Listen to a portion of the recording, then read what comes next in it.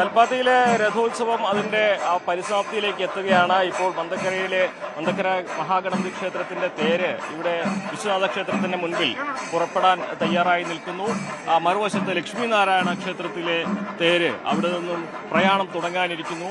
ലക്ഷ്മി നാരായണ ക്ഷേത്രത്തിലെ തേര് ഇവിടെ എത്തുമ്പോഴാണ് മന്തക്കര ക്ഷേത്രത്തിലെ ഇപ്പോൾ ഗണപതി നമ്മൾ ഈ കാണുന്ന ഈ തേര് തിരിച്ച് മന്തക്കരയിലേക്ക് പോവുക.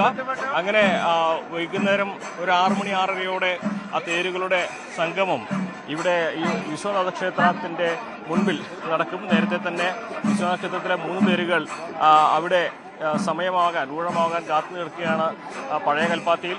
എന്താണെങ്കിലും ഒരു പൂഴിയിട്ടാൽ വീഴാത്തത്ര ജനസാഗരമായി കൽപ്പാത്തി മാറിയിരിക്കുന്നു. ഒരു വലിയ തിരക്ക്, ഇന്ന് അഭൂതപൂർവമായ തിരക്കെന്ന് നമുക്ക് പറയാൻ കഴിയും. തൃശ്ശൂർ പൂരത്തിനൊക്കെ നമ്മൾ കാണുന്ന അതേപോലെയുള്ള ഒരു തിരക്കാണ് നമുക്കിവിടെ അനുഭവപ്പെടുന്നത്. കൽപ്പാത്തിക്കാരും പാലക്കാട്ടുകാരും മറ്റ് ജില്ലകളിൽ നിന്നുള്ളവരും മറ്റ് സംസ്ഥാനക്കാരും ഒക്കെ ഇവിടേക്ക് എത്തിച്ചേർന്നുണ്ട്. എവിടെ നിന്നായിട്ടാണ് വരുന്നത് നിങ്ങളൊക്കെ? ഞങ്ങൾ മലപ്പുറം തിരുവിഴാങ്ങാടി. ആദ്യമായിട്ടാണ്. എന്താണ് ഈ ഇത് കേട്ടറിഞ്ഞുള്ള വരവാണ്. ഒരിക്കൽ ഇവിടെ വന്ന് നോക്കിയിട്ട് ഇങ്ങനത്തെ ഒരു ആംബിയൻസ് കണ്ടിരുന്നു. എന്താണെന്ന് അറിയില്ലായിരുന്നു. പിന്നെ പത്രങ്ങളിൽ കണ്ടു, വായിച്ചു, അറിഞ്ഞു. രാവിലെ തൊട്ട് വന്ന് മനസ്സിലാക്കാൻ വേണ്ടി കൂടിയാണ്. മനസ്സിലാക്കാൻ എങ്ങനെയുണ്ട് ഇതുവരെ വന്നിട്ട്? നല്ല ഇതായിട്ട് തോന്നിയിട്ടുണ്ട്. നല്ല പറ്റും. നമ്മളെ നാട്ടിലൊന്നും, ഞാനും മലപ്പുറംകാരനാണ്, നമ്മുടെ നാട്ടിലൊക്കെ എഴുന്നള്ളത്തും പൂരം ഒക്കെ ആണല്ലോ. ഈ തേരും ഇത്തരം ചടങ്ങുകളൊന്നും നമുക്ക് അത്ര പരിചിതമായതല്ല. ഇതൊരു വ്യത്യസ്തമായിട്ടുള്ള അനുഭവമായിട്ടുണ്ട്.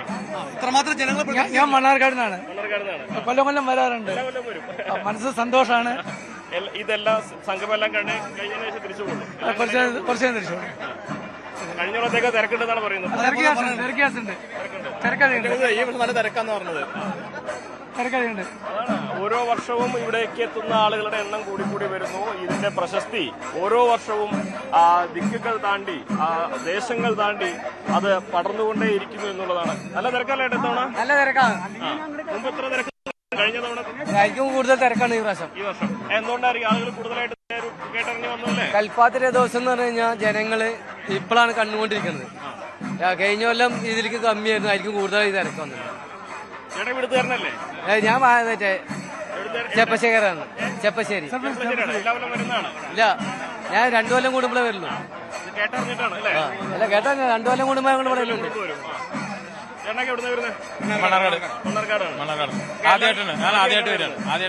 മുംബൈ കേട്ടറിയലും അതേപോലെ വായിച്ചറിയലും ഒക്കെ ഉണ്ടാവുള്ളൂ അല്ലേ?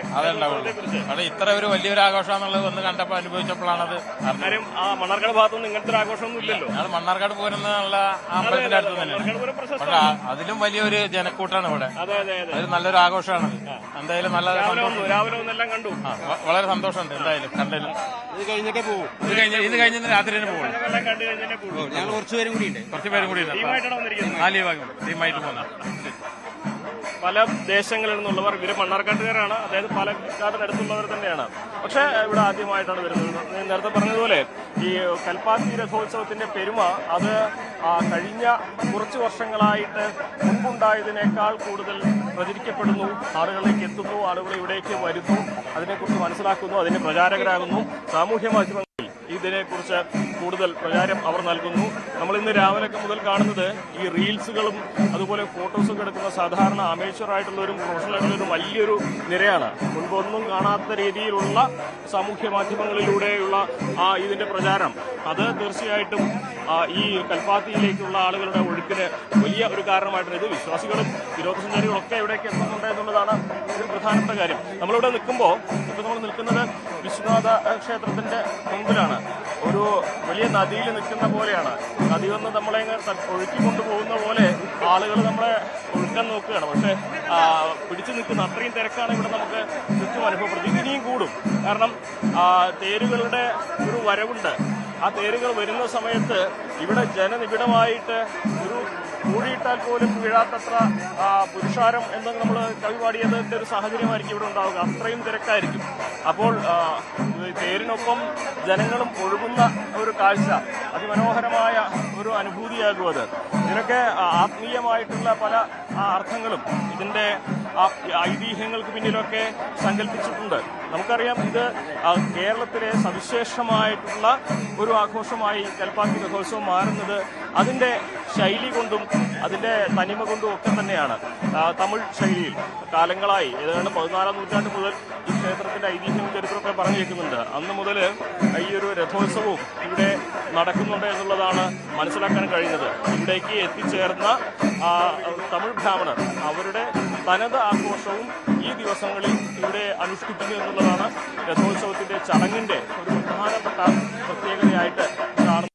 ഇപ്പോഴത്തെ ഇവിടെ ചെണ്ടമേളം വിഭാഗത്ത് പുരോഗമിക്കുന്നുണ്ട്. അത് ഈ ഗണപതി ക്ഷേത്രത്തിന്റെ രഥത്തോടനുബന്ധിച്ചിട്ടുള്ള ഒരു ചെണ്ടമേളമാണ്. രഥം ചലിക്കുന്നതിനനുസരിച്ച് ഈ ചെണ്ടമേളവും മുന്നോട്ട് പോകാനുള്ള ഒരു സാധ്യത തന്നെയാണ് കാണുന്നത്. അല്പസമയം ആ ചെണ്ടമേളത്തിന്റെ താളത്തിലേക്ക് ഒന്ന് പോകാം, എന്നിട്ട് വേഗം തിരിച്ചെത്താം.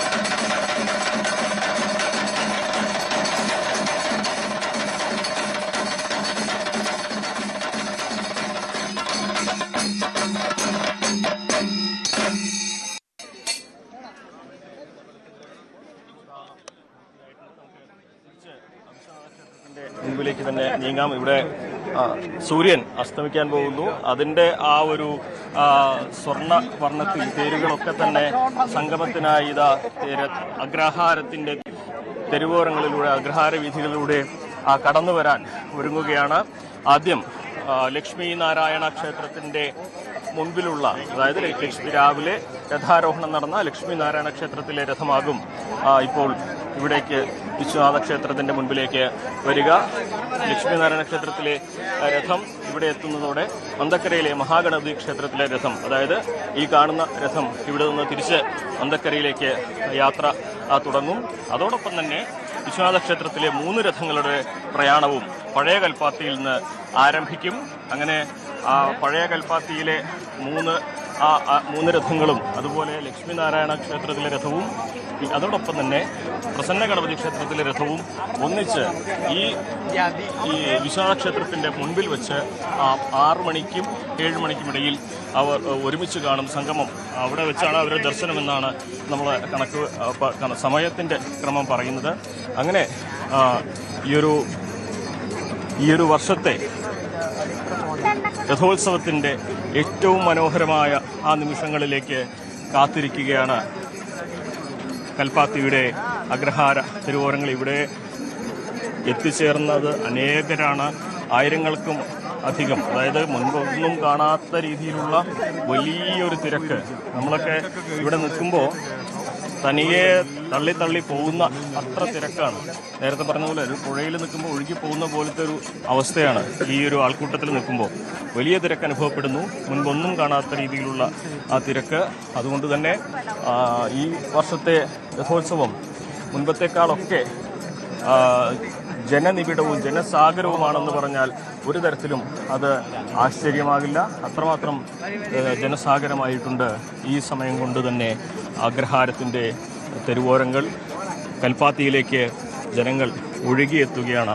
ഇത് കൽപ്പാത്തിയിലുള്ളവർ മാത്രമല്ല, നേരത്തെ പറഞ്ഞതുപോലെ കൽപ്പാത്തിയിലുള്ളവർക്കൊക്കെ ഈ ഒരു സമയത്ത് ഇവിടേക്ക് എത്തുക എന്നുള്ളത് അവരുടെ ജീവിതത്തിൻ്റെ ഒരു ഭാഗമാണ്. പക്ഷേ ഇതിനെക്കുറിച്ച് കേട്ടറിഞ്ഞവരും കണ്ടറിയാൻ താല്പര്യമുള്ളവരൊക്കെ ഇവിടേക്ക് എത്തും. നമുക്ക് വീണ്ടും ജനങ്ങളിലേക്കൊക്കെ പോകേണ്ടതുണ്ട്. ചേട്ടന്മാരെ എവിടെ നിന്ന് വരുന്നത് നിങ്ങളൊക്കെ? ഞങ്ങൾ തൃശ്ശൂരിൽ. തൃശ്ശൂരിന് എല്ലാ വർഷവും വരുന്നവരാണോ അത് ആദ്യമായിട്ട് വരികയാണോ? അല്ലല്ല, ഞങ്ങൾ ഇടയ്ക്കിടയ്ക്ക് വരുന്നത്. ഇടയ്ക്കിടയ്ക്ക് വരുന്നതാണ്.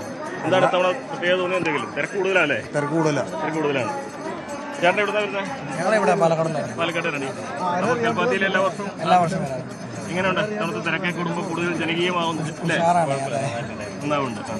എന്തൊക്കെയാണ് ഇനിയിപ്പോൾ ഇതിപ്പോൾ രഥോത്സവം തുടങ്ങാനായില്ലേ? ഇവിടെ കഴിഞ്ഞു. ഇന്നത്തോടെ ഇന്നത്തോടെ ഏകദേശം കഴിഞ്ഞു. ഈ അടുത്ത കൊല്ലത്തികളെ സാധാരണഗതിയിലെ പാലക്കാട്ടുകാർ മാത്രമായിരിക്കും ഈ ദിവസങ്ങളൊക്കെ മുമ്പുണ്ടായിരുന്നു. തൃശ്ശൂരിൽ നിന്ന് എല്ലാ ജില്ലകളിൽ നിന്ന് ആൾക്കാർ വരുന്നൊരു സാഹചര്യം അല്ലേ? അതെ, തീർച്ചയായും. സാമൂഹ്യ മാധ്യമങ്ങൾ വലിയൊരു ഇടപെടലാണല്ലേ? തീർച്ചയായും.